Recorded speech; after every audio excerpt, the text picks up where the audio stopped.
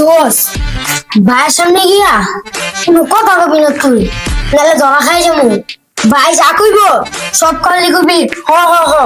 চল। আরে তোর কিছুই যাওয়ার লাগবে না দোস্ত, আমি সব পারি। পারাপারি কোন দরকার নাই, বাইরে যা কর আমি কইতাছি, তুই একেবারে চুপ থাকবি।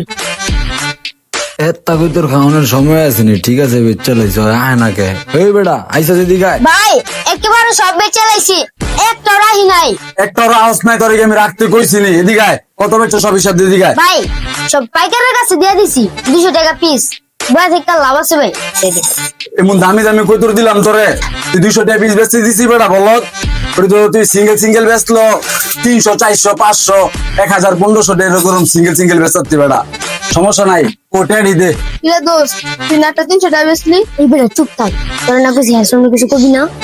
ভাই 2900 টাকা আপনার মার কাছে দিছি, আপনার মার কাছে তো লইলে। ঠিক আছে মার কাছে দিছস কে তুই আমার কাছে দিবি না টাকাটা বলত।